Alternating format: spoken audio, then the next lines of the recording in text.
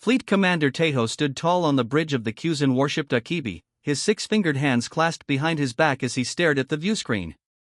The stars of the Rigel system glittered around them, technically disputed territory according to the Galactic Council, but everyone knew it belonged to the Kyuzan Empire.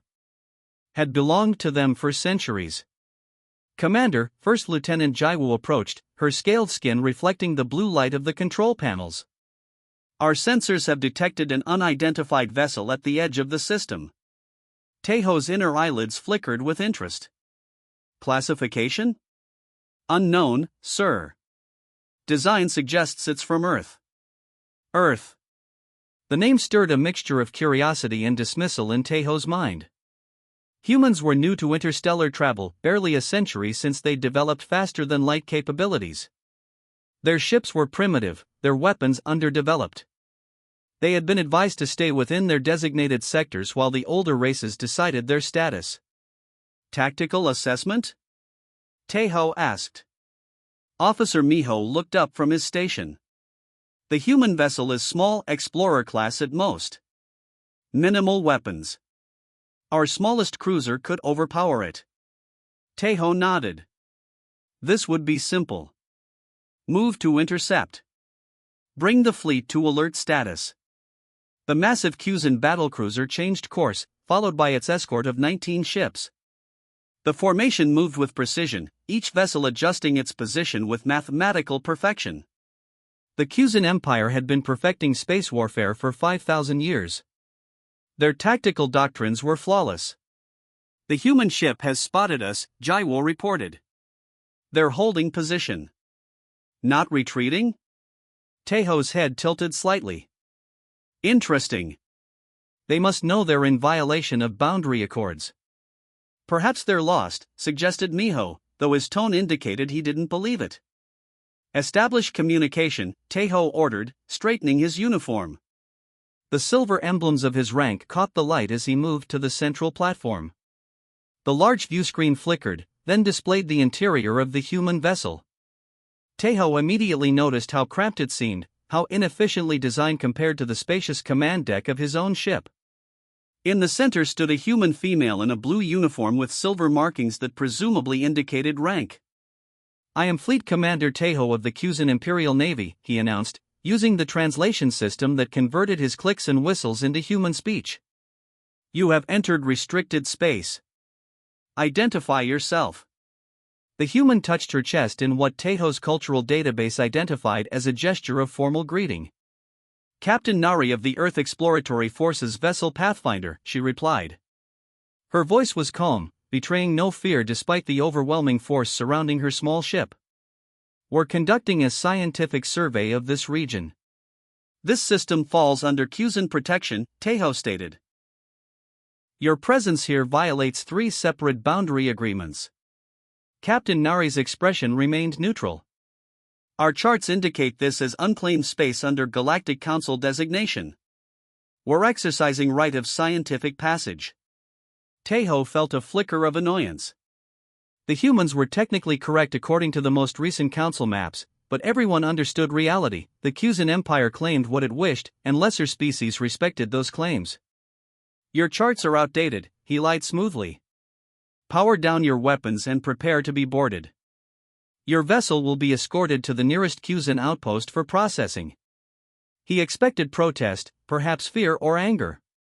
What he didn't expect was the reaction he received. Captain Nari smiled.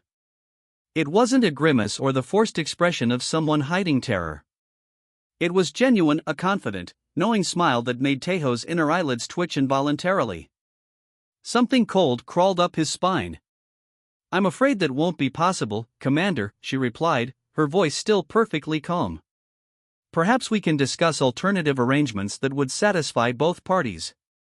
Jaiwa stepped closer to Teiho, lowering her voice. Commander, something's not right.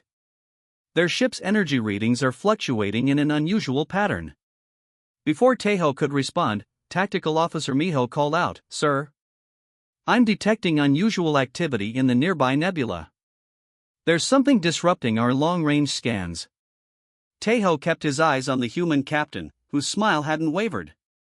A cold realization began to form in his mind.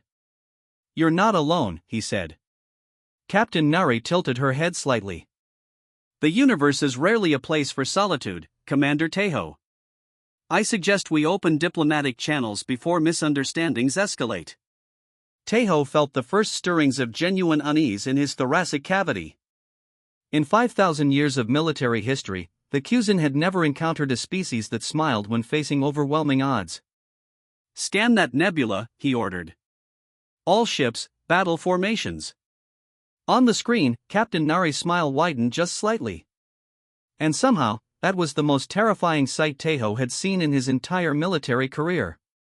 "Target that vessel," Tejo ordered, his voice steady despite the growing unease in his chest. "Disable their engines only." The Kuzan battlecruiser's weapons officer, Sabine, entered the firing sequence. The ship's powerful ion cannons charged with a high-pitched whine that filled the bridge. "Firing in 3, 2. "Sir!" Miho suddenly called out. "The human ship is moving." On the viewscreen, the Pathfinder executed a maneuver that should have been impossible for a vessel of its size and class. It rolled and twisted, accelerating at a vector that Kuzan tactical computers struggled to predict. "They're using some kind of modified propulsion system," Jaiwo reported, her fingers flying across the control panel. "Our targeting algorithms can't compensate." The ion blast missed by a significant margin, dissipating harmlessly into space. "Recalibrate and fire again," Tejo ordered, a hint of irritation creeping into his voice. 3 Kuzan destroyers moved to flank the human vessel, cutting off its escape routes. Their synchronized movements represented thousands of years of tactical perfection, a dance of geometry and physics that no primitive species could hope to counter. Yet somehow, the human ship slipped through a gap that shouldn't have existed. "Weapons lock failing," Sabine reported, frustration evident in her voice. "Their ship is employing some kind of randomized energy signature." Tejo leaned forward. "Impossible. No ship can modify its energy output that quickly." "The humans have found a way," Jaiwo said quietly. A sudden alarm blared throughout the bridge. On the tactical display, one of the Kuzan destroyers flashed red. "The Sunhack reports critical systems failure," Miho called out. "They've been hit with some kind of electromagnetic pulse." Before Tejo could process this information, 2 more destroyers reported similar attacks. The human vessel was somehow disabling his ships without destroying them, a mercy that Tejo found more insulting than direct aggression. "They're stalling," Jaiwo realized suddenly, her eyes widening as she studied the long-range sensors. "Commander, scanner shows multiple contacts emerging from the nebula." The viewscreen shifted to show the truth Tejo had suspected but hoped wasn't real: the Pathfinder had been a scout. Now a formation of Earthships, not particularly large or well-armed by Kuzan standards, moved with coordinated precision that bewildered his tactical officers. "Count 17, no, 23 vessels," Miho reported. "Various classes, but all appear to be of human design. They're using the stellar radiation to mask their approach vectors," Sabine added. "Our targeting systems can't get clean locks." Tejo felt a cold knot forming in his stomach. The humans had lured his fleet into a trap. Somehow, they had anticipated how the Kuzan would respond and prepared accordingly. "Establish communications with their lead vessel," he ordered. Captain Nari's face appeared on the screen again. That same unsettling smile played at the corners of her mouth. "Perhaps now would be a good time to reconsider your position, Commander Tejo," she said calmly. "You deliberately provoked this confrontation," Tejo replied, keeping his voice level despite his growing anger. "You knew we would respond." "We anticipated several possible responses," Nari corrected him. "Your empire has a reputation for territorial enthusiasm." Another alarm sounded. 2 more Kuzan vessels reported systems failures as the human fleet executed a complex maneuver that split into 3 separate attack groups. "Their tactics make no sense," Sabine whispered, staring at the tactical display. "They're dividing their forces when they should be concentrating their firepower." Yet the human strategy was working. The Kuzan formation, designed to counter conventional attacks, struggled to adapt to the seemingly chaotic movements of the Earth vessels. "Commander," Jaiwu said urgently. We're detecting unusual energy readings from several human ships. They appear to be preparing to deploy some kind of new weapon technology. On the screen, Captain Nari's expression grew more serious. Commander Tejo, we have no desire for bloodshed. Your ships are disabled, not destroyed. That was a deliberate choice. Tejo felt something unfamiliar course through him, doubt. In all his years of service, he had never questioned the superiority of Cusan military doctrine. Yet here was a species barely out of its planetary cradle, outmaneuvering his fleet. What do you want? He asked finally. Recognition of neutral status for the Rigel system, Nari replied promptly. An open dialogue regarding the status of the species you've incorporated into your empire. Before Tejo could respond, Miho called out an alarm. New contacts detected. Multiple ships dropping out of hyperspace at coordinates 227 Mark IV. The tactical display updated to show vessels of distinctly different designs joining the human fleet. Tejo recognized them immediately, ships bearing the markings of the Vesh Confederacy and the Lorcan Republic, species the Cusan had subjugated generations ago. They've united our former vassals against us, Jaiwu whispered in disbelief. Tejo stared at the screen as Captain Nari's calm gaze met his. That smile was gone now, replaced by determination. The choice is yours, Commander, she said. Needless conflict, or the beginning of a new understanding. For the first time in his military career, Fleet Commander Tejo faced something worse than defeat, the realization that he had catastrophically underestimated his opponent. Fleet Commander Tejo paced the bridge of the Dakibi, his claws clicking against the metal floor. 5 of his cruisers now drifted powerless in space, their systems disabled by weapons the Cusan had never encountered before. The tactical display showed the remaining ships forming a defensive perimeter, but their formation was ragged, improvised, a far cry from the precise geometric patterns the Cusan Navy was famous for. Their tactics make no sense, Tejo murmured, watching the battle unfold on the main viewscreen. Have the simulation computers found any pattern to their movements? Officer Miho shook his head. The computers keep trying to predict logical sequences, but the humans don't follow logical patterns. When our models predict they should advance, they scatter. When we expect them to retreat, they attack. Tejo had studied warfare for his entire adult life. The Cusan Empire had conquered 12 star systems through superior strategy and disciplined execution. Their battle doctrines were refined over thousands of years, tested in countless engagements. Yet here they were, being outmaneuvered by creatures who had barely mastered space travel. What about their weapons? Tejo asked. How are they disabling our ships without destroying them? Lieutenant Jaiwu looked up from her console. It appears to be some kind of targeted electromagnetic pulse that bypasses our shielding. It's precise, they're only knocking out engines and weapons systems, leaving life support intact. They're being merciful, Tejo said, the concept strange on his tongue. In Cusan warfare, mercy was considered a weakness. You destroyed your enemies completely or risked future retaliation. The bridge fell silent as everyone processed this idea. The silence was broken by a new alarm. Multiple ships emerging from hyperspace. Miho called out. Bearing 045 Mark III. The tactical display updated, showing a new fleet joining the battle. Tejo's inner eyelids flickered in surprise as he recognized the ship designs. Those are Vesh vessels, he said in disbelief. And those others? Lorcan Republic warships. That's impossible, Jaiwu whispered. The Vesh and the Lorcan have been under Cusan control for generations. Yet there they were, ships bearing the markings of species the Cusan had conquered long ago, now fighting alongside the humans. As Tejo watched, a Vesh cruiser executed a perfect flanking maneuver to protect a damaged human vessel. They've united our former vassals against us, Jaiwu said, her voice trembling slightly. How did they accomplish this so quickly? The humans have only been in this sector for a few years. Tejo had no answer. Something fundamental was happening here that he didn't understand. The humans fought like no species in the database.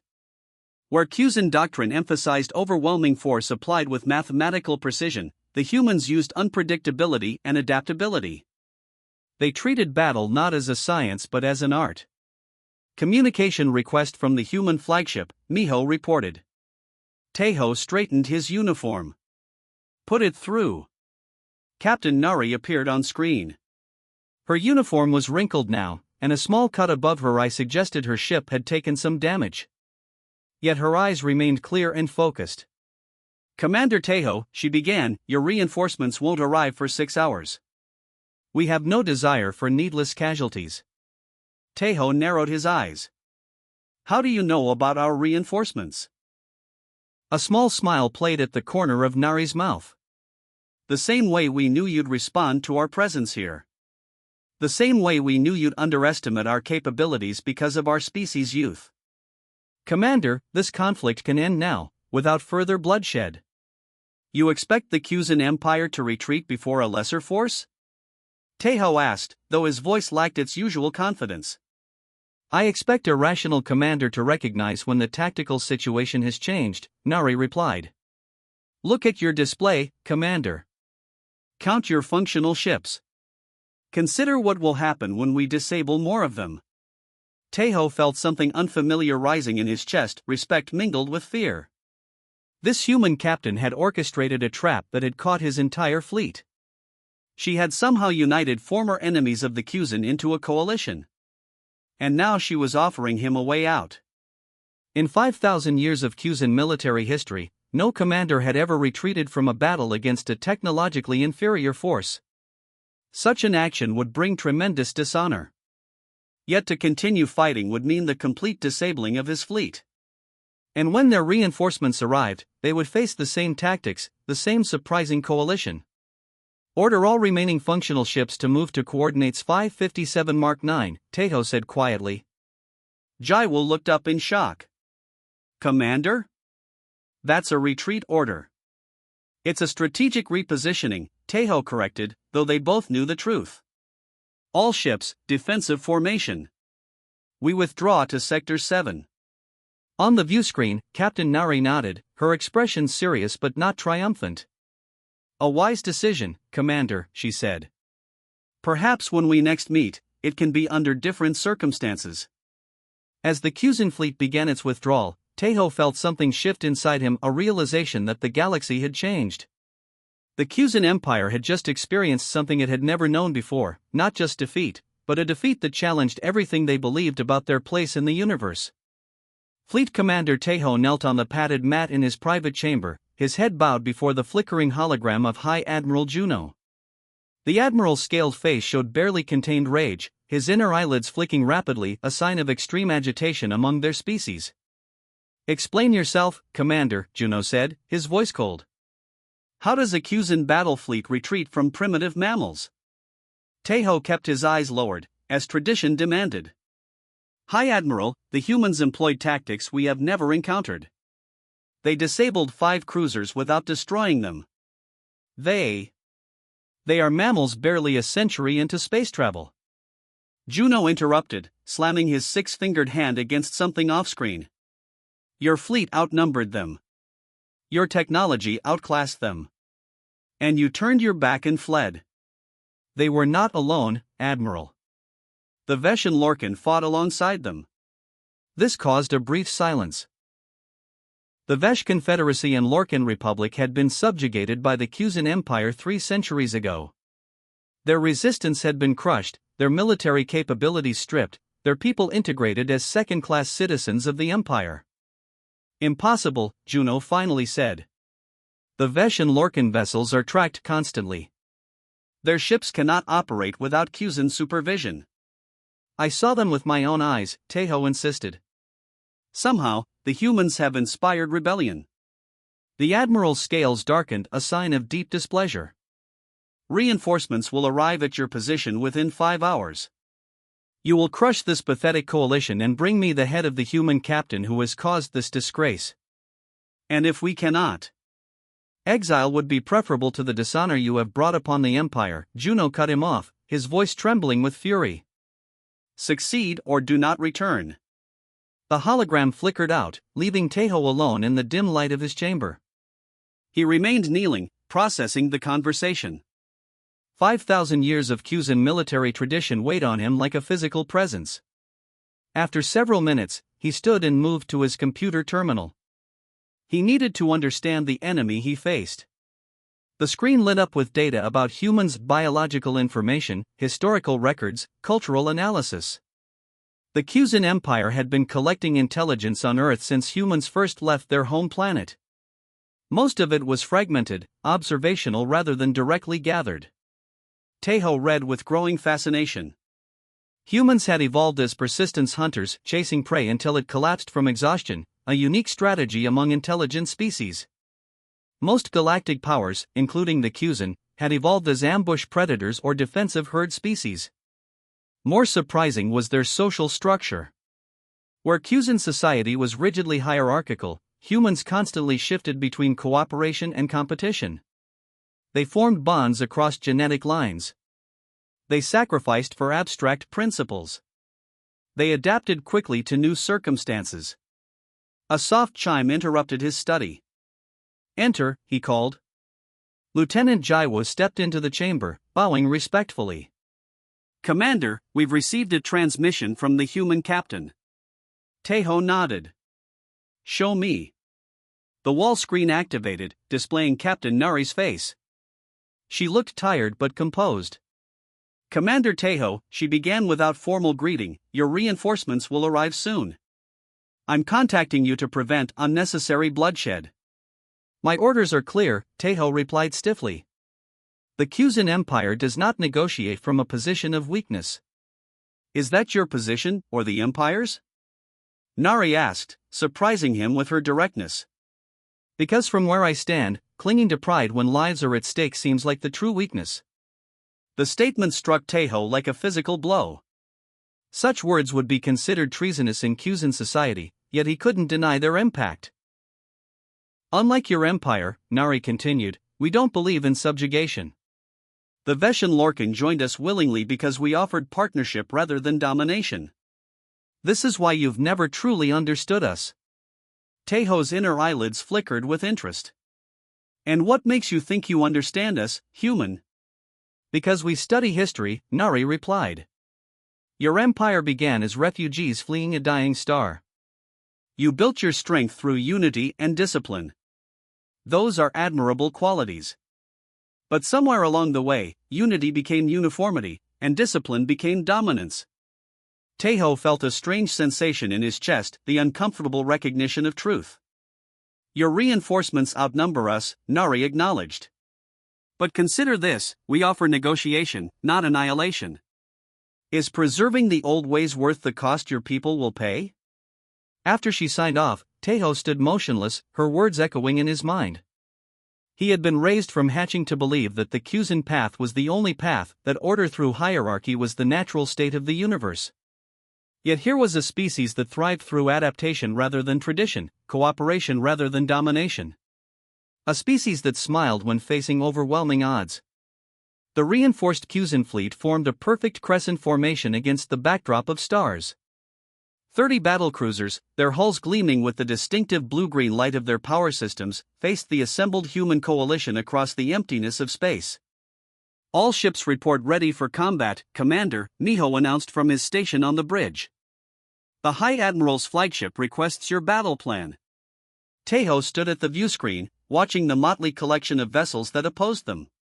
Human ships intermixed with Veshan Lorcan designs, arranged in what appeared to be a chaotic pattern but which he now recognized as a deliberately unpredictable formation. They were outnumbered nearly 3-1. "Commander?" Jaiwo prompted when he remained silent. "The High Admiral is waiting." Tejo turned to face his bridge crew. Their scaled faces showed various degrees of tension. They expected his orders to begin the attack that would restore Cusan honor and dominance. "Prepare my personal shuttle," he said instead. Jaiwu blinked rapidly, her inner eyelids betraying her confusion. "Commander?" "I'm taking a shuttle to the human flagship," Tejo announced. "Alone." Shocked silence fell across the bridge. Finally, Miho spoke, his voice barely above a whisper. "Sir, that would be seen as treason." "Perhaps," Tejo acknowledged. Or perhaps as the first step toward something new. He removed his command insignia and placed it on his chair. If I do not return, you will follow the High Admiral's orders. But know this, I do what I do for the true future of our people. The shuttle bay of the Earth vessel Endeavour was small by Cusan standards. 2 armed guards flanked the entrance as Tejo stepped from his shuttle, but they made no move to restrain him. Captain Nari waited, flanked by officers and, surprisingly, representatives from the Vesh and Lorcan species. In 5,000 years of space travel, Tejo began, the Cusan have never negotiated with a militarily inferior force. Nari nodded. In our much shorter history, we've learned that true strength lies in building bridges, not walls. My superiors have ordered me to destroy your coalition, Tejo stated plainly. They believe anything less would be dishonorable. A Vesh representative stepped forward, his feathered crest rising slightly. We once believed the same, Commander. The Cusan taught us that lesson well until the humans showed us another path. Tejo studied the Vesh with new eyes. 300 years ago, the Vesh had fought to the last ship against Cusan expansion. Their final surrender had become a textbook example of Cusan military triumph. You were a warrior people, Tejo said. How did you come to follow the human way? By recognizing that adaptation is not surrender, the Vesh replied. The humans came to us not as conquerors but as equals. They asked questions instead of giving orders. When you smiled at our first encounter, Tejo said, turning back to Nari, I believed it was arrogance or madness. It was hope, Nari replied simply. Hope that intelligence can overcome instinct. That different species can find common ground. Tejo felt something shifting inside him, a perspective that had begun changing since that first encounter. The fleet behind me will not accept peace easily, he warned. Our society does not embrace change. No society does, said a Lorcan representative, her translucent skin pulsing with subtle lights. Change is always difficult. But it is also inevitable. What do you propose? Tejo asked. Captain Nari gestured to a door leading deeper into the ship. A beginning. Representatives from 23 species are waiting to meet with you. Some were your enemies. Some were your subjects. All want something better than endless conflict. And if I refuse? Then we fight, Nari said simply. We might lose. You might lose. Either way, many will die for the sake of pride. Tejo considered his options. Behind him lay 5,000 years of Cusan tradition, a path of conquest and hierarchy that had built an empire spanning 12 systems. Before him stood something unprecedented, a coalition of diverse species united not by force but by choice. I cannot speak for the Empire, he said finally. But I can speak for myself. He stepped forward, following Captain Nari toward the conference room. As they walked, he felt the strange muscles in his face form an expression used in Cusan culture, a smile, not of dominance or submission, but of possibility. The negotiations would be difficult. The High Admiral would likely brand him a traitor. The path forward was uncertain. But for the first time in his life, Fleet Commander Tejo wasn't following a prescribed battle plan. He was exploring uncharted space, not among the stars, but between different ways of existing together in the vast universe they shared.